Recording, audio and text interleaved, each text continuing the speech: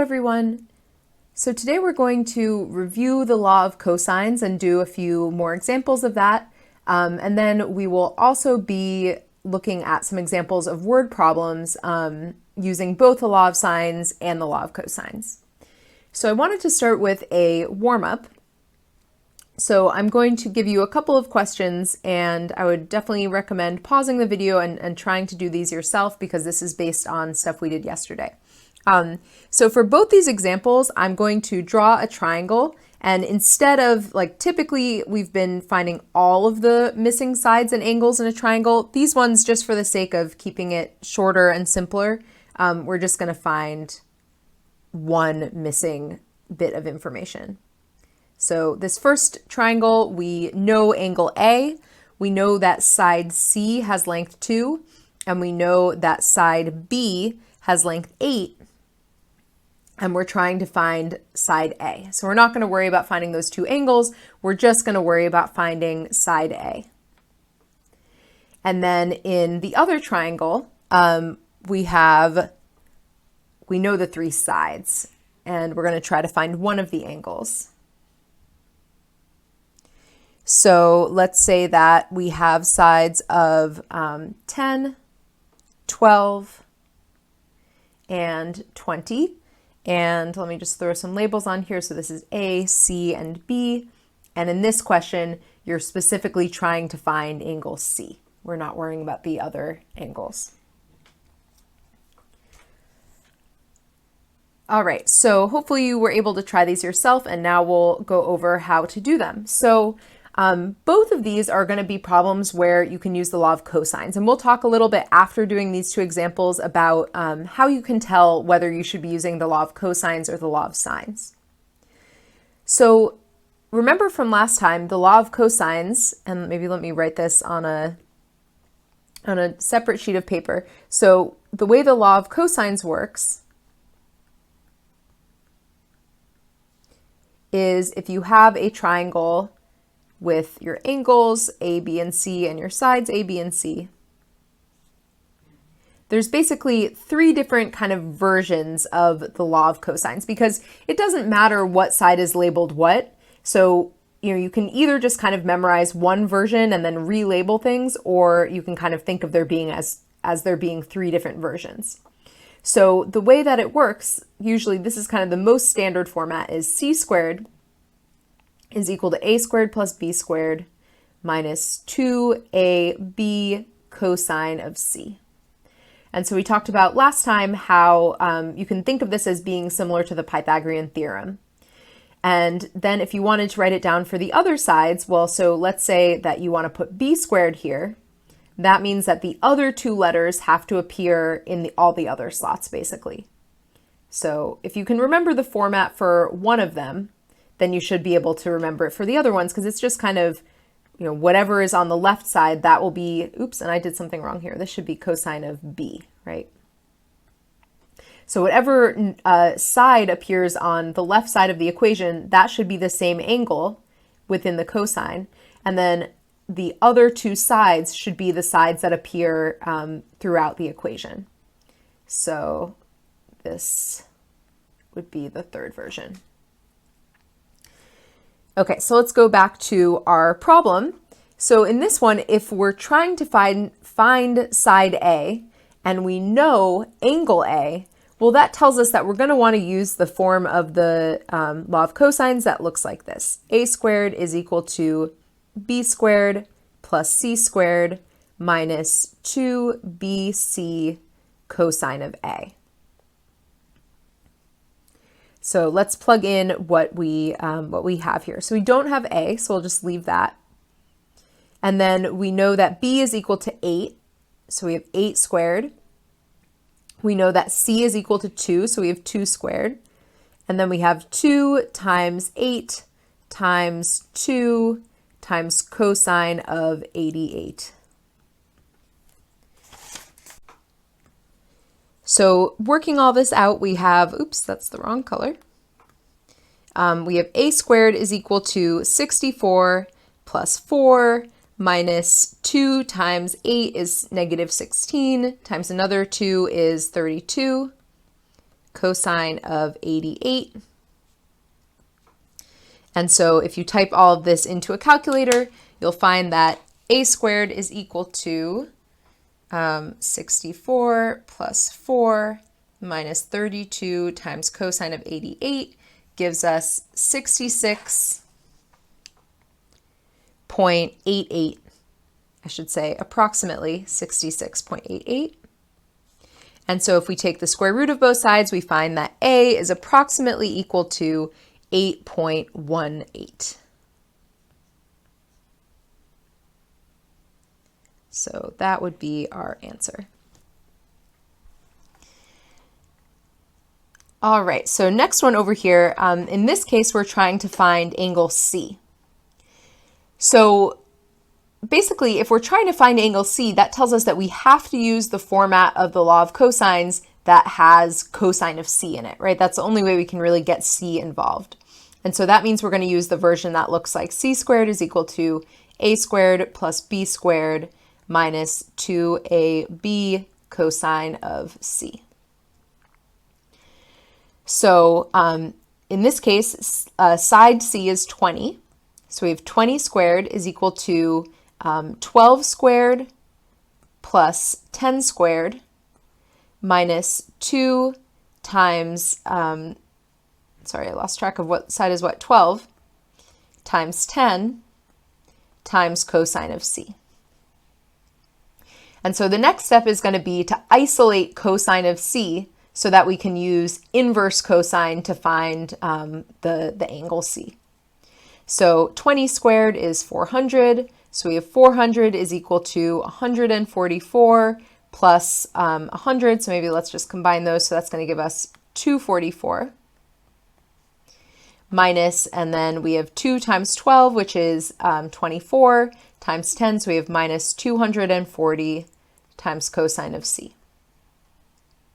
So again, quick reminder, I said this last time, but you cannot combine these two numbers, right? Because one of them is a coefficient of cosine of C and the other one is just its own standalone number. So what we can do is subtract 244 from both sides. And so we get 156 is equal to negative 240 cosine of C. And so that tells us that cosine of C is equal to 156 over negative 240. So I'll just put that negative sign out front. And so that tells us that C is equal to inverse cosine of negative 156 over 240. And we talked about this in yesterday's video, but with inverse cosine, if you're with the law of sines, you don't have to worry about whether you're kind of getting the correct angle or not. We talked about how with law of sines, because law of sines or because inverse sine is only going to give you an acute angle, if the angle you're looking for is actually an obtuse angle, it's just not going to give you the angle you're looking for if you use the law of sines. So with the law of cosines, it can give you an obtuse angle because inverse cosine can give you angles all the way between 0 and 180 degrees, it kind of covers all the bases for what you might need. Okay, so in this case, it comes out that angle C is equal to approximately 130.54 degrees.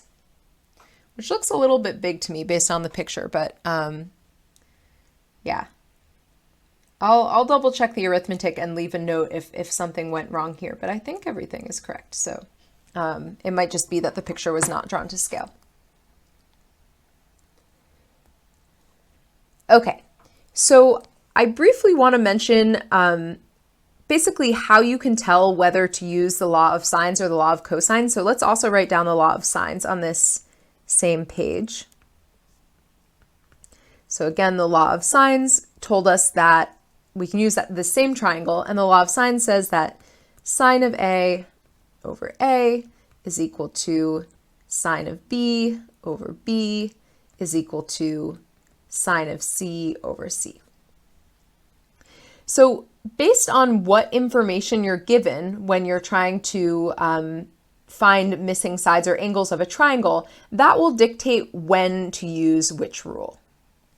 So I want to write down like basically 4 different cases.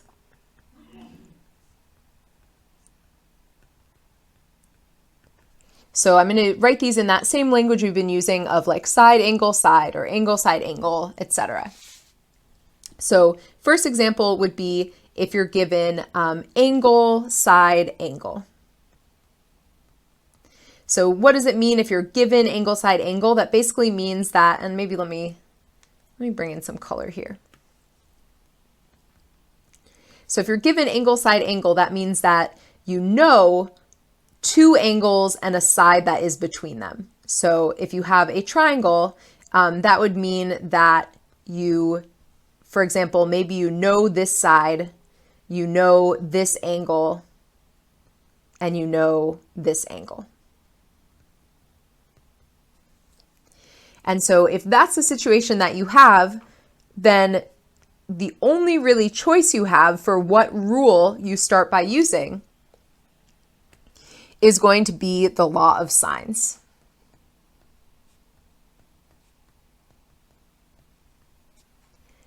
So why is that? Well, let's look at a quick example. Like let's say that you were given, just going to draw a triangle here. So let's say that you knew that this angle was 35 degrees.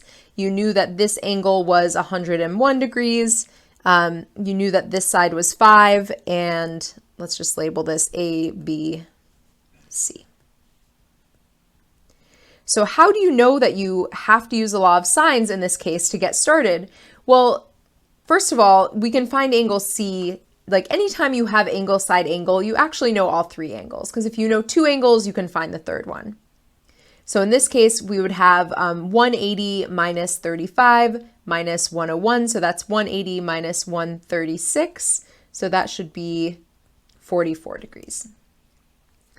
So if you try to use the law of cosines here, the problem is that you don't have enough information about the sides. So remember, if you look at the law of cosines, regardless of which equation you use, you always need to know, it always involves all 3 of the sides. So if you only know one side, you're going to be left with 2 unknowns. So for example, if you tried to do this, let's say you tried to say a squared is equal to b squared plus 5 squared minus 2 times b times 5 times cosine of 35 degrees. So that would be using the one special version of the law of cosines. And the problem with this is you would have like b and a unknown in this equation. So there's no way you would be able to solve this.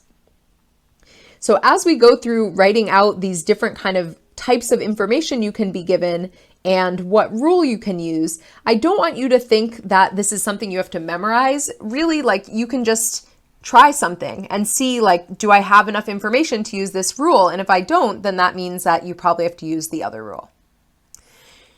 So another one is if you're given a side, and an angle. So that would be something where you know a side, you know another side, and then you know an angle, but it's not the angle that's between the 2 sides. So if you have this kind of a setup, you can actually use either, but it's generally going to be easier to use the law of sines. So I'll just write them both here. So either one of those will work as kind of your like first step when you have that type of triangle. And again, that's not something you really need to memorize. Just try these rules out and you'll see whether you have enough information or not. I will say that, again, I think the law of sines is a little easier to use in a setup like this one. Okay, so next one is if you are given a side, an angle, and a side. So that means that you have a side, you have an angle between them, and you have another side. So in this case, you have to start with the law of cosines.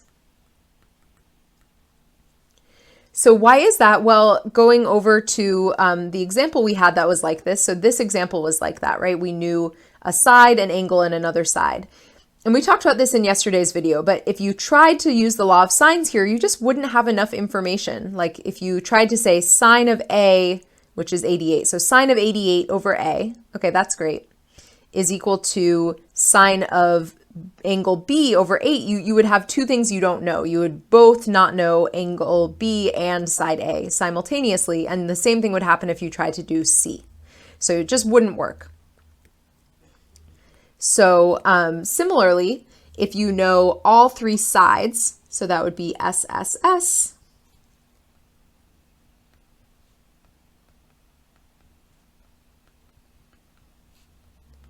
in that case, you are also forced to use the law of cosines because you don't know any angles. It just doesn't, you really need to have at least one angle in order to use the law of sines just because of the way it's set up.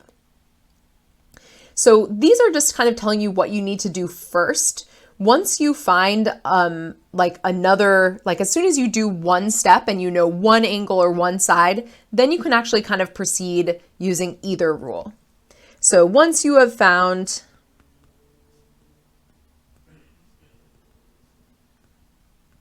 another angle or side,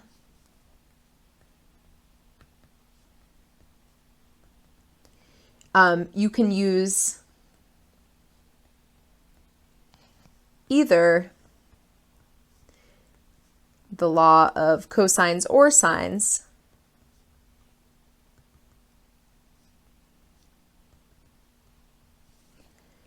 to find the remaining ones, remaining sides and angles.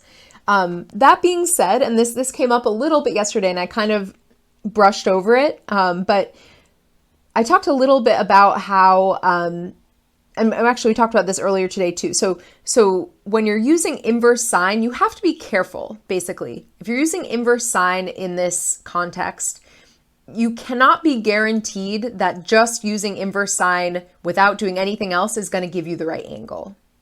You have to do 180 minus that angle. And we talked about this on like, I think Tuesday's video. If you use the law of cosines to find an angle, you can be guaranteed it's the right angle. So I would recommend if you're doing a problem and you're not sure what rule to use, start by using whatever is dictated by the guidelines up here. But once you have gotten started and you're trying to decide whether to use the law of sines or the law of cosines to find the other stuff, I would recommend to use the law of cosines if you're trying to find an angle. Just because if you're trying to find an angle and you're using the law of cosines, it's just guaranteed to give you the right angle. That being said, of course, there are some situations where you can't use the law of cosines to start with. So it's really only once you've gotten the ball rolling, that's when you have this choice and where you should kind of choose to use the law of cosines if you can to find angles. Okay, so let's look at some examples of word problems. So we're going to just do a couple together and then I will give you one or two more on the worksheet. And both of these I think are going to be somewhat similar to problems that are on your homework. So I kind of picked them with that in mind, also because I just think they're kind of good examples. All right, so let me just find my first example here. Okay, so this says, so it's another satellite question. I think we did a problem with satellites on like, I don't remember when, in some other video. So this question says, the path of a satellite orbiting the Earth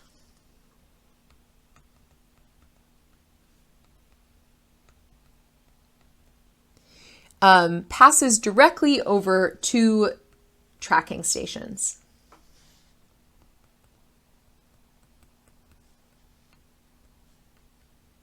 And we're just going to call those two tracking stations A and B.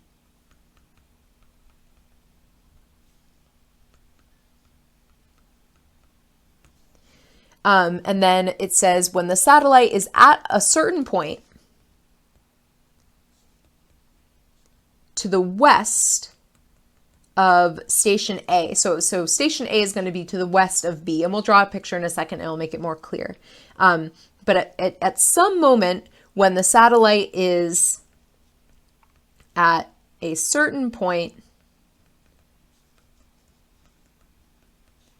to the west of station A,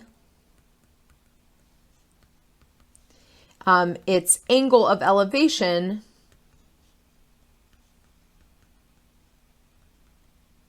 from station A is 87 degrees, while its angle of elevation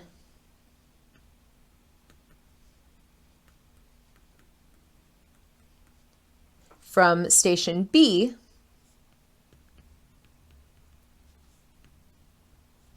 is 84.2 degrees.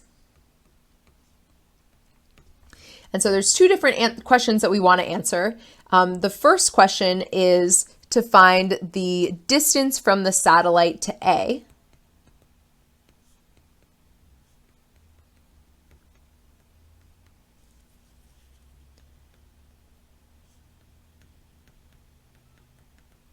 And then the second question we want to answer is we're going to find the distance that the satellite is off of the ground. So that would mean like vertically going down. And again, I think that difference will become clearer when we draw a picture.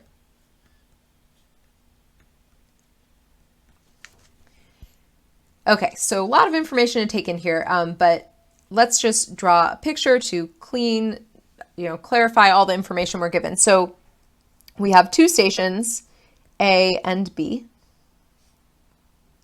And actually, for the sake of these numbers kind of looking more realistic, I'm going to put them a little closer together. And then we have a satellite, and the satellite, when we're in the moment where these different angles are happening, the satellite is supposed to be to the west of station A. So I'm going to put it up here. And as I mentioned in the last one, I don't really know how to draw a satellite, so I'm just gonna draw a dot, and this is the satellite. So it tells us in this question that the angle of elevation from station A is 87 degrees. So that means that this angle here is 87 degrees. And then we also know that the angle of elevation from station B is 84.2 degrees. And so that means that if we were to go like this, that's not a straight line. Let me try that again. It's a little better. That means that this angle here is 84.2 degrees. So maybe let's call the point where the satellite is, let's just call that C, because that will help us when we try to use either the law of sines or cosines. So first question is, what is the distance from the satellite to station A? So that's going to be this distance here. And so if we use the usual labeling of a triangle, that would be side B, right? And it's a little confusing, right? Because it seems like it should be A, but because of how we typically label our triangles, I'm going to use the letter B to represent this distance. So let's think about how we could possibly make use of the law of sines or cosines in this case. So there's a lot going on in this picture, but really we kind of want to focus in on the triangle that we have. So we have a triangle. I'm going to kind of bold it here. And here's our triangle. So in order to use either the law of sines or the law of cosines, the way this is set up isn't ideal. We don't have we have this angle out here, but we want to know the angles inside the triangle. But that's okay because we know that if you have two angles that are on a line, that's 180 degrees, right? A straight line would be an angle of 180. And so to find the angle inside the triangle, we can just do 180 minus 87 degrees. And maybe I'll just do it like this because we're kind of running out of space here. But if you do 180 degrees minus 87 degrees, you would get, what is that? That is 93 degrees, I believe. So that tells us that the angle in there is 93 degrees.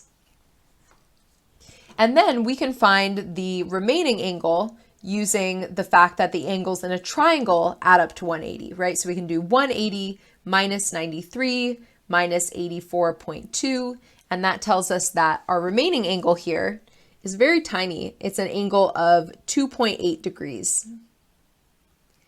But that shouldn't be that surprising. And maybe I'll draw that on the outside again as well. So this angle is 2.8 degrees. The reason that's not maybe surprising is, this picture is not drawn to scale. The satellite is like way further up in the air than these other things are. Or than these, like the distance between the satellite and the two stations is much bigger than the distance between the two stations. And that just made me realize that I forgot one thing. So the one fact that I forgot to tell you is that the tracking stations A and B are 50 miles apart.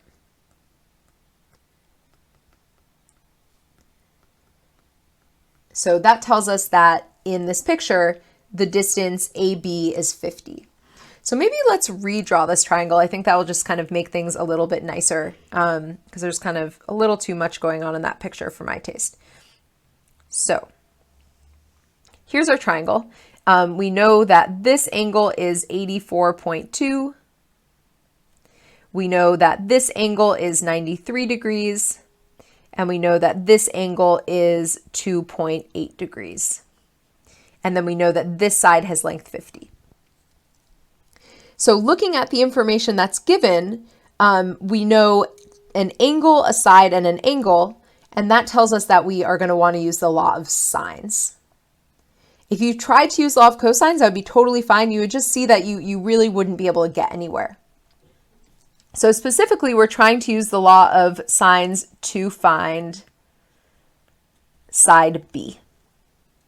And so we want to write down sine of 84.2 degrees over B is equal to, and then we want to use the information that we know, right? So we know side 50, that has length 50, so we want to say sine of 2.8 degrees over 50. And then we can cross multiply, so we get 50 times sine of 84.2 degrees is equal to sine, or B times sine of 2.8 degrees. And then we're trying to solve for B, so I'm going to kind of flip things around. And so we get that B is equal to 50 sine of 84.2 degrees divided by sine of 2.8 degrees. So if we type this all into a calculator, we'll get our estimate of how far away this satellite is from our station. And so that comes out to be approximately equal to 1,018.31. Let's just round it to 2. And the units here were, I think, miles, right? So we get miles.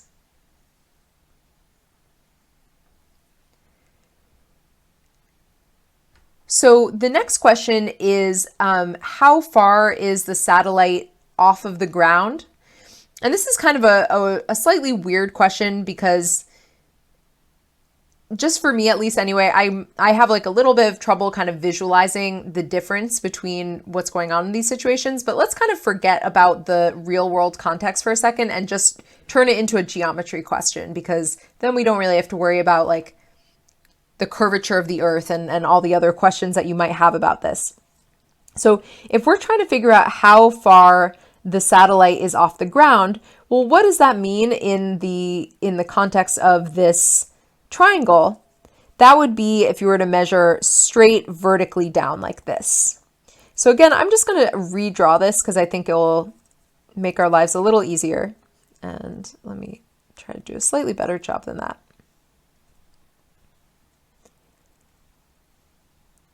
Okay, so we know now that this is 50. We know this is 93 degrees. We know this is 84.2 degrees. We know this is 2.8 degrees. And now we just learned that this side has length. I'm going to put it, actually, I'll put it here. 1,018.31 miles. So if we're trying to find the vertical distance, that would be measuring this way instead. So this becomes kind of a new problem. And so the reason I'm going over this question is because it's actually pretty similar to one from your homework, in that you kind of have to find a relationship between the triangle in orange to this triangle in green. So let's see what we can figure out about this triangle in green. And I'm sorry to keep drawing a gajillion triangles, but I think it helps to kind of see the shapes together, but then also draw it separately so that it's not so cluttered. So I'm kind of exaggerating what this triangle looks like for the sake of having space. So what do we know about this triangle? Well, the hypotenuse of it is the same as the side that we just found in the previous part, right? So this side is 1,018.31. So what else can we find in this triangle? Well, because we know that the angle in this orange triangle was 93 degrees, we can find this angle by doing 180 minus 93. And actually, we already knew that. Going way back to the beginning of the question, we already knew that that angle was 87. So this angle here is going to be 87 degrees. So now the question becomes, how can we find this height? And maybe let's just call it x. So for this question, we actually don't need to use law of cosines, law of sines, anything like that, because now we have a right triangle. So I just want to make sure that distinction is clear, because in the past when I've taught this class, as soon as students learn law of sines and law of cosines, you think you have to use it on everything, but you only have to use law of sines and cosines when your triangle's not a right triangle. If you have a triangle that is a right triangle, don't worry about using law of sines and cosines, just use regular trigonometry. So what do I mean by that? Well, if you're in a right triangle and you take sine of an angle, that's equal to the opposite over the hypotenuse, right? And so in this case, the opposite side is x, and the hypotenuse is 1,018.31. And so that tells us that that side x is going to be 1,018.31 times sine of 87 degrees. And so if we type this all into a calculator, we can find that, sorry, I didn't do it ahead of time, so I'm doing it right now. We find that that is 1,016.91. So very close to what we found as our answer for the previous question. And again, that shouldn't be too surprising, just because we're dealing with something that is so far away from the Earth that, like, the angles we're dealing with, the angle 2.8 is very small. And so the difference between, I exaggerated it in this picture here, but really the difference between the slanting line, or the hypotenuse in this case, and the vertical side is not going to be that much. Okay, so let's do one more example of a word problem. So that was one where we used the law of sines, right? And so this next one, I mean, I guess I shouldn't spoil it, but we're going to be using the law of cosines in this one. So this one is going to be actually really, really similar to one that is on your homework. So this one has to do with a plane flying. So it says a pilot flies in a straight path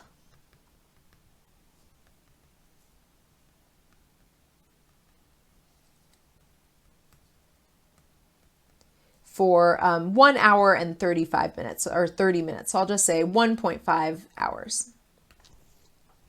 Then she makes a course correction.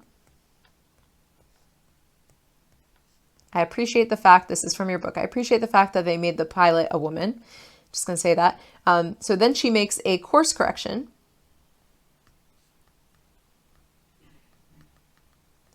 of 10 degrees. And so when it says course correction, that basically just means that she is turning the plane by 10 degrees. And it's 10 degrees to the right of her original course.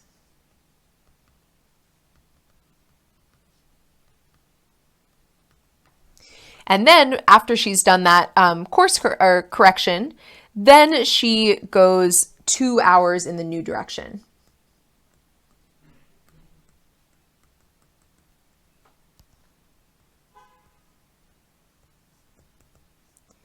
And so the other piece of information that we need is that she is flying at a constant speed of 625 miles an hour. So her speed is a constant 625 miles per hour. And so the question is, after she has flown for 1.5 hours in one direction, then 2 hours in a slightly different direction, how far is she from the starting point?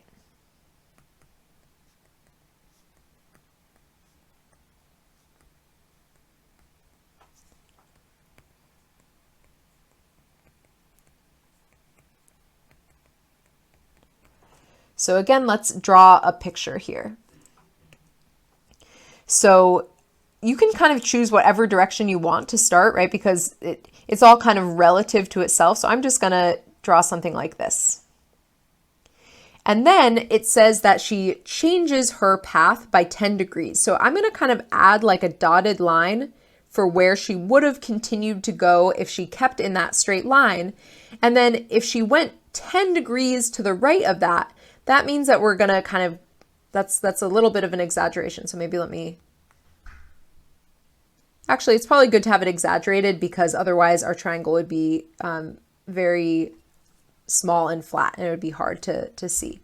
And so she goes a little bit longer in this new direction. So that's why I made this side a little bit longer. So this angle here is 10 degrees. And then the question is, how far is she from her starting point? So here's her starting point. Here's her ending point. And so the distance we're trying to find is this distance.